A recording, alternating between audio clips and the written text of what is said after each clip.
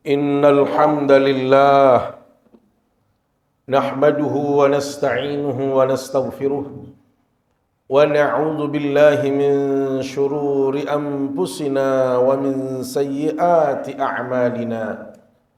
May yahdihillahu fala mudilla lahu wa may yudlil fala hadiya lahu. Ashhadu an la ilaha illallah wa ashhadu anna Muhammadan 'abduhu wa rasuluh.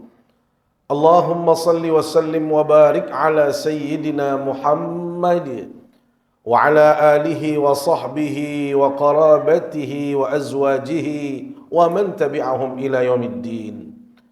Amma ba'du fa ya ibadallah, usikum wa nafsi bitaqwallah faqad fazal muttaqun. Qala Allah Ta'ala fi muhkami tanzilihi wa huwa asdaqul qailin. Ya ayyuhalladzina amanu ittaqullaha haqqa tuqatih wa la tamutunna illa wa antum muslimun. Wa qala ta'ala ya ayyuhalladzina amanu ittaqullaha wa qulu qawlan sadida yuslih lakum a'malakum wa yaghfir lakum dhunubakum wa may yuti'illaha wa rasulahu faqad faza fawzan 'azima. Saudaraku, kaum muslimin, sidang Jumat yang dimuliakan Allah Subhanahu wa taala. Mengawali khutbah ini, izinkan khatib mengajak kita semua untuk selalu bersyukur kehadirat Allah Subhanahu wa taala. Karena kita yang hadir di majelis yang mulia ini merasakan begitu banyak kenikmatan yang Allah berikan kepada kita semua. Saking banyaknya nikmat yang kita peroleh, sampai kita tidak mampu menguraikan. Kita tidak mampu menghitung berapa kenikmatan yang sudah kita terima dari Allah Subhanahu wa taala. Yang pasti hadirnya kita di sini itu semua adalah karena nikmat dan karunia-Nya. Saat ini kita masih dalam keadaan sehat, itu semua adalah karena nikmat dan karunia-Nya. Maka mudah-mudahan kita yang hadir di majelis yang mulia ini tergolong sebagai hamba Allah yang pandai bersyukur, pandai mensyukuri segala nikmat dan karunia Allah Subhanahu wa taala. Salawat serta salam selalu kita sampaikan ke hadapan baginda Rasulullah sallallahu alaihi wasallam. Beliau adalah panutan kita, teladan kita dalam semua sisi kehidupan. Beliau sudah mencontohkan bagaimana berakidah yang lurus, bagaimana beribadah yang tulus, bagaimana bermuamalah yang baik, bagaimana kita berakhlak dengan akhlak yang mulia. Semua itu ada teladan pada diri baginda Rasul sallallahu alaihi wasallam. Bila mana kita mampu meneladani beliau, maka insyaallah kita berpeluang untuk bisa bersama beliau di dalam surganya Allah Subhanahu wa taala kelak. Sidang Jumat yang dimuliakan Allah Subhanahu wa taala, saat ini kita masih berada di bulan Muharram 1448 Hijriah. Maka ada dua hal yang harus kita garis bawahi kaitan dengan bulan Muharram ini. Satu, bulan Muharram itu adalah salah satu di antara 4 bulan yang diberikan keutamaan oleh Allah Subhanahu wa taala. Dan yang kedua, bulan Muharram itu adalah pertanda tahun baru dalam setiap kalender Islam. Maka kita harus benar-benar mampu mensyukurinya. Yang pertama, bulan Muharram itu adalah bulan yang disebutkan sebagai salah satu Ashhurul Hurum. Bulan yang diberikan keutamaan, bulan yang diberikan keistimewaan oleh Allah Subhanahu wa taala. Maka kalau kita menyadari bahwasanya saat ini kita berada di bulan bagus, bulan mulia, maka tentu kita sebagai seorang yang beriman, bergegaslah kita melakukan kebaikan. Segera kita melakukan amal saleh. Karena para ulama menegaskan salah satu di antara keutamaan bulan haram itu adalah siapapun yang melakukan kebaikan, maka dia akan ditambah pahalanya oleh Allah Subhanahu wa taala. Sebaliknya, kalau kita melakukan maksiat, melakukan dosa, senantiasa lupa kepada Allah, maka dosanya pun akan ditingkatkan atau diberi tambahan karena faktor kemuliaan bulannya. Maka kita ini saat ini berada di bulan yang mulia.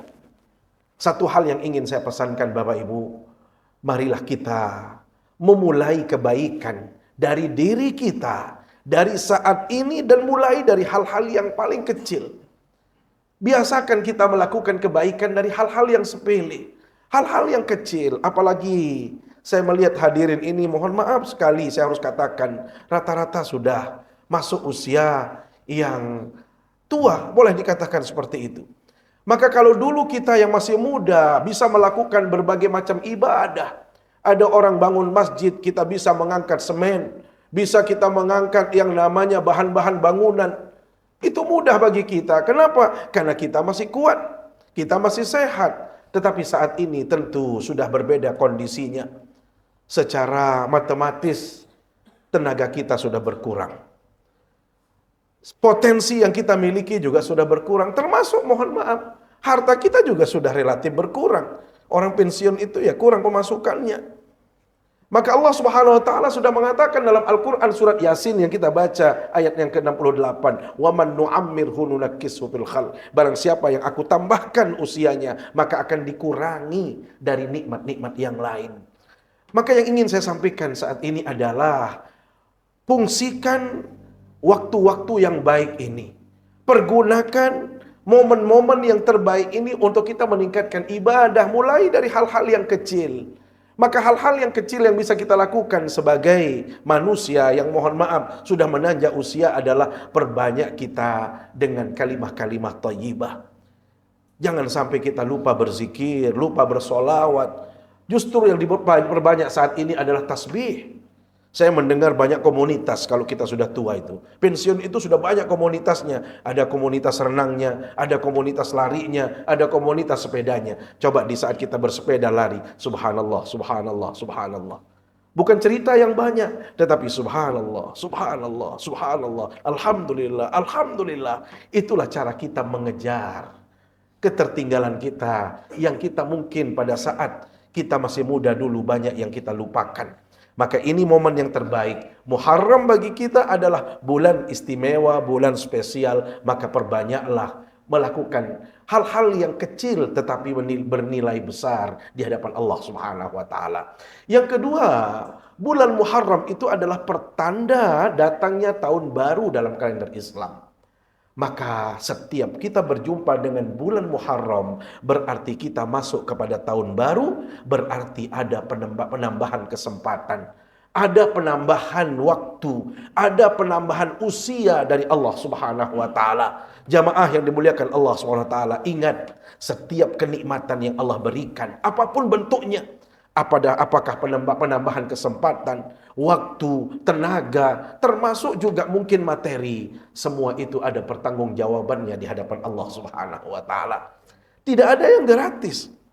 Boleh saat ini Allah tidak bertanya kepada kita, mana pertanggungjawabanmu? Allah tidak menagih bayaran saat ini, tetapi apa yang kita sampaikan dan bacakan di akhir surat At-Takatsur yang sering diulang-ulang oleh para imam, "Tsumma latus'alunna yauma idzin 'anil na'im." Kemudian kita akan diminta untuk mempertanggungjawabkan segala kenikmatan yang sudah kita dapatkan saat ini. Ketahuilah, kita sudah ada penambahan usia. Jangan sampai usia saja yang panjang, tetapi amal soleh kita kurang.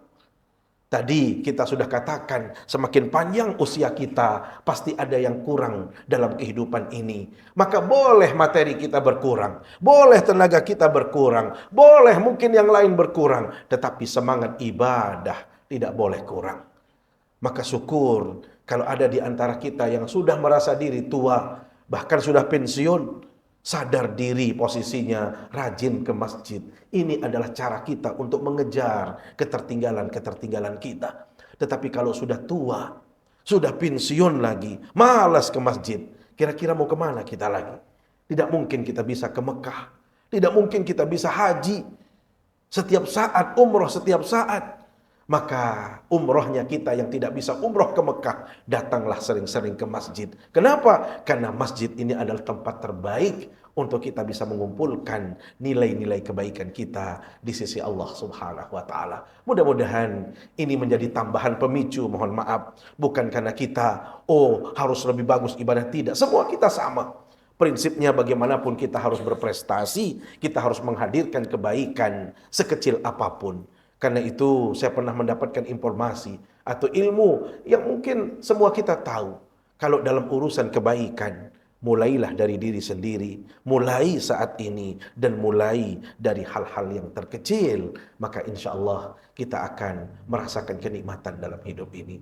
Demikian khutbah singkat yang dapat kami sampaikan. Semoga memberi tambahan motivasi untuk kita terus semangat beribadah, semangat melakukan amal saleh, jangan pernah berhenti, apalagi sampai tertipu daya dengan dunia, menyilaukan dunia ini, sering membuat kita lupa kepada Allah Subhanahu wa taala. Maka mudah-mudahan dengan momen-momen seperti ini, perjumpaan dengan bulan Muharram, semakin kita tingkatkan ibadah kita dan juga kita semakin pandai bersyukur kepada Allah Subhanahu wa taala. Barakallahu li wa lakum bil Qur'anil azim. ونفعني وإياكم بما فيه من الآيات والذكر الحكيم وتقبل الله مني ومنكم تلاوته إنه هو السميع العليم.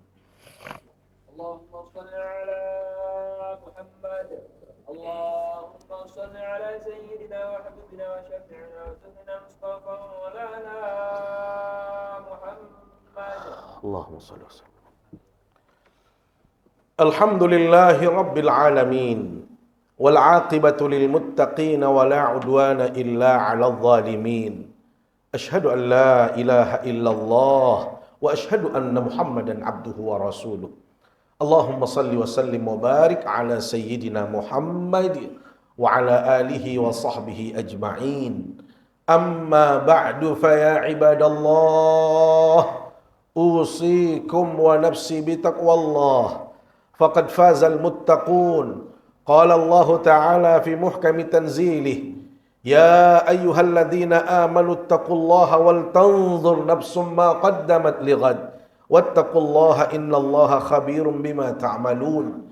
يا أيها الذين آمنوا اتقوا الله وقولوا قولا سديدا يصلح لكم أعمالكم ويغفر لكم ذنوبكم ومن يطع الله ورسوله فقد فاز فوزا عظيما. وقال تعالى يا أيها الذين آمنوا اتقوا الله حق تقاته ولا تموتن إلا وأنتم مسلمون واعلموا أن الله سبحانه وتعالى صلى على نبيه قديما ولم يزل قائلا عليما. فقال تعالى إن الله وملائكته يصلون على النبي يا أيها الذين آمنوا صلوا عليه وسلموا تسليما. وارض اللهم على أربعة الخلفاء الراشدين أبي بكر وعمر وعثمان وعلي وعلى بقية الصحابة والتابعين وتابع التابعين ومن تبعهم إلى يوم الدين. اللهم اغفر للمسلمين والمسلمات والمؤمنين والمؤمنات الأحياء منهم والأموات إنك سميع قريب مجيب الدعوات وقاضي الحاجات. اللهم أعز الإسلام والمسلمين وأهلك الكفرة والمشركين أعداءك أعداء الدين ومن والاه يا رب العالمين. اللهم أصلح ولاة أمورنا ووفقه لما تحبه وترضاه يا رب العالمين. ربنا آتنا في الدنيا حسنة وفي الآخرة حسنة وقنا عذاب النار والحمد لله رب العالمين. عباد الله إن الله يأمر بالعدل والإحسان وإيتاء ذي القربى وينهى عن الفحشاء والمنكر والبغي يعظكم لعلكم تذكرون. فاذكروا الله يذكركم واشكروه على نعمه يزدكم ولذكر الله أكبر. أقيموا الصلاة.